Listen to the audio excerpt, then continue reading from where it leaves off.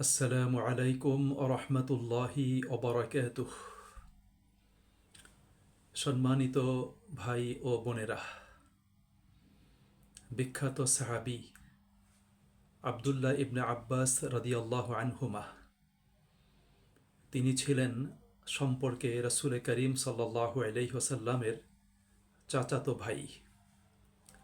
আল্লাহ রাসূল সাল্লাল্লাহু আলাইহি ওয়াসাল্লামের চাচা আব্বাস রাদিয়াল্লাহু আনহু এর ছেলে আবদুল্লাহ আবদুল্লাহ ইবনে আব্বাস। তিনি বলেন, চার ব্যক্তির প্রতিদান আমি দিতে সক্ষম নই। অর্থাৎ এমন চার ব্যক্তি আছে যারা আমার সাথে এমন কিছু কাজ করেছে, এমন কিছু আচরণ করেছে, তাদের সেই কাজের আচরণের, তাদের সেই কর্মের প্রতিদান আমি দিতে সক্ষম নই। তখন তাকে বলা হলো সেই চার শ্রেণীর মানুষ কারা, যাদের প্রতিদান দিতে আপনি সক্ষম নন। তখন আবদুল্লাহ ইবনে আব্বাস রাদিয়াল্লাহু আনহুমা তিনি বললেন, যে ব্যক্তি আমাকে প্রথমে সালাম প্রদান করে, অর্থাৎ সালামের মাধ্যমে যে আমাকে ইজ্জত ও সম্মান প্রদর্শন করে, আমাকে নিরাপত্তা দান করে, আমাকে উত্তমভাবে সম্ভাষণ করে, তার প্রতিদান দিতে আমি সক্ষম নই। দ্বিতীয়ত, যে ব্যক্তি মজলিসে আমার জন্য বসার জায়গা করে দেয়, অর্থাৎ আমি পরে মজলিসে গমন করেছি, কিন্তু সেই ব্যক্তি একটু সরে গিয়ে বা একটু নিজে অন্যদিকে চেপে গিয়ে আমার জন্য বসার জায়গা করে দেয়, অর্থাৎ এর মাধ্যমেও সে আমাকে সম্মান দান করে, আমাকে মর্যাদা দেয়, আমাকে মূল্যায়ন করে, আমি তার প্রতিদান দিতে সক্ষম নই। আর তৃতীয় ব্যক্তি হলো, যে ব্যক্তি আমার প্রয়োজন পূরণের জন্য হাঁটতে হাঁটতে তার দুপা ধুলি মলিন করে, অর্থাৎ প্রয়োজনটা আমার, কিন্তু আমার প্রয়োজন পূরণের জন্য সে পথে ঘাটে হাঁটে এবং তার পা দুটো ধুলো মলিন হয়, অর্থাৎ আমার জন্য সে কষ্ট ও ত্যাগ স্বীকার করে, আমার জন্য পরিশ্রম করে এবং আমার প্রয়োজন পূরণের জন্য সে সাধ্যমতো চেষ্টা সাধনা করে, তার প্রতিদান দিতেও আমি সক্ষম নই। তারপর তিনি বললেন যে চতুর্থ ব্যক্তির প্রতিদান আমার পক্ষ থেকে আল্লাহ তাআলা ছাড়া আর কেউ দিতে পারবে না। অর্থাৎ চতুর্থ ব্যক্তির কর্ম এমন যে তার প্রতিদান আমি তো দিতে সক্ষম নই, বরং আমার পক্ষ থেকে সেই প্রতিদান আল্লাহ ব্যতীত পৃথিবীর কোনো মানুষ দিতে পারবে না। তখন তাকে বলা হলো যে সেই ব্যক্তি কে? তখন তিনি বললেন, সেই ব্যক্তি হলো যার কোনো প্রয়োজন হয়েছে কিন্তু সে সারা রাত তার প্রয়োজন নিয়ে সে চিন্তা করেছে এবং কার কাছে যাবে এটা নিয়ে সে চিন্তা করেছে, ভেবেছে, অতঃপর সে সকালবেলা তার প্রয়োজনের কথা আমাকে জানিয়েছে, আমাকে বলেছে, কারণ সে আমাকেই তার প্রয়োজন পূরণের উপযুক্ত মনে করেছে, যে আমি তার সাহায্যে আসতে পারবো, আমি তার প্রয়োজন পূরণে তার পাশে দাঁড়াতে পারবো, আমি তাকে সহযোগিতা করতে পারবো। এই জন্য আমার প্রতি আস্থা ও বিশ্বাস রেখে আমাকে মর্যাদা দিয়ে সে তার কষ্টের কথা, তার প্রয়োজনের কথা আমাকেই জানিয়েছে। সুতরাং এই ব্যক্তির প্রতিদান আমার পক্ষ থেকে আল্লাহ তাআলা ব্যতীত অন্য কেউ দিতে পারবে না। সুপ্রিয় ভাই এবং বোনেরা, মানুষের উপকার এবং কল্যাণ করার মাঝে এমন এক আনন্দ এবং প্রশান্তি রয়েছে যা কেবল এ ব্যাপারে যিনি অভিজ্ঞ, অর্থাৎ যিনি নিঃস্বার্থভাবে মানুষের উপকার করেছেন, মানুষের কল্যাণ সাধন করেছেন, একমাত্র তিনিই জানেন। যে কখনো মানুষের উপকার করেনি, মানুষের কল্যাণ সাধন করেনি, সে মানুষের উপকার ও কল্যাণ সাধনে কি যে আনন্দ প্রশান্তি আছে সেটা কখনোই বুঝে না এবং জানেও না। এজন্য মানুষের উপকারের ব্যাপারে আল্লাহ রসুল সাল্লাল্লাহু আলাইহি সাল্লাতু ওয়াসসালাম অনেকগুলো গুরুত্বপূর্ণ কথা বলেছেন।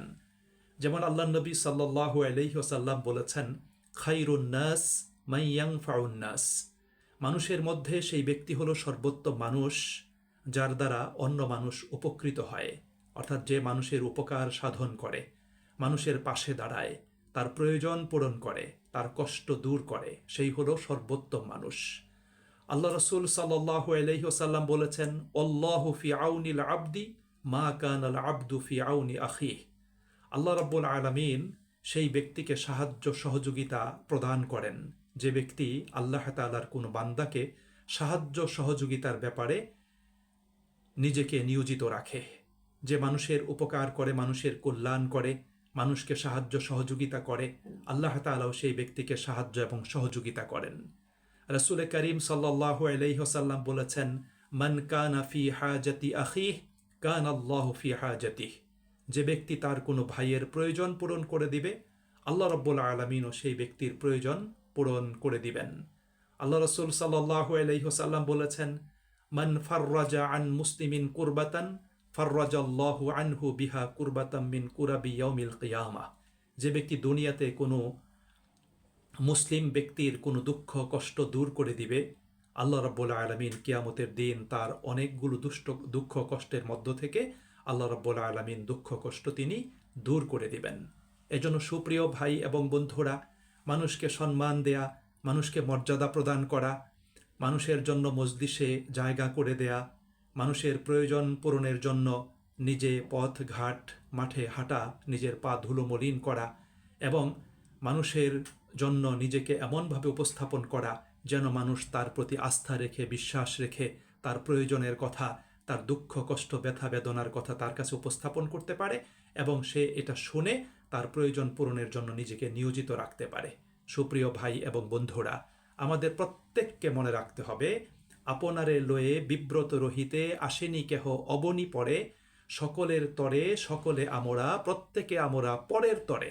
একজন মানুষ হিসাবে আমি শুধু নিজেকে নিয়েই ব্যস্ত থাকব, এটা প্রকৃত মানুষের পরিচয় নয়।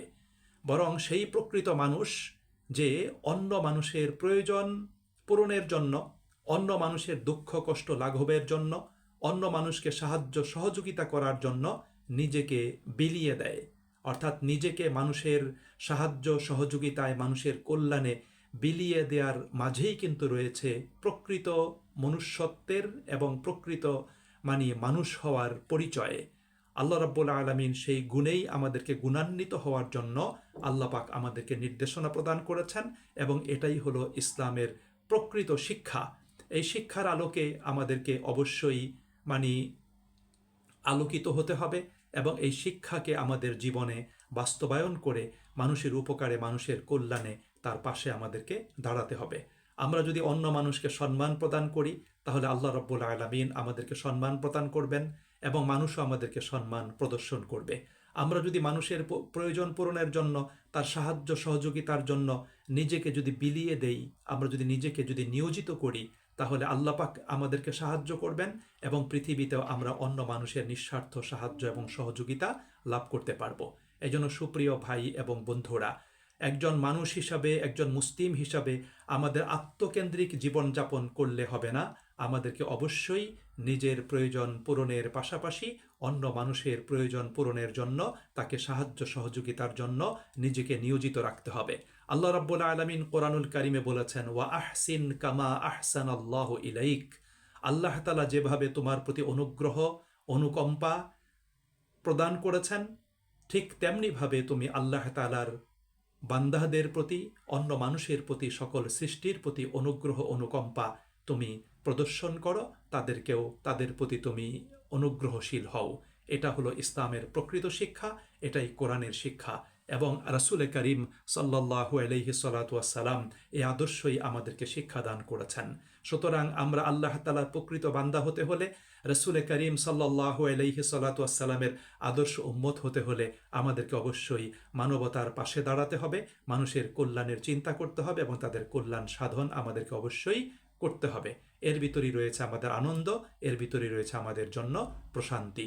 আল্লাহ পাক আমাদের প্রত্যেককে এই হাদিসের আলোকে এবং কোরআনের বক্তব্যের আলোকে আমাদেরকে এরকম মানবতাবাদী মানুষ হয়ে মানুষের কল্যাণে নিজেকে নিয়োজিত করার মধ্য দিয়ে দুনিয়াতে আল্লাহ পাকের অনুগ্রহ এবং রহমত লাভ করার এবং আখিরাতের জীবনে আল্লাহ পাকের নিকট থেকে উত্তম পুরস্কার গ্রহণ করার তৌফিক দান করুন।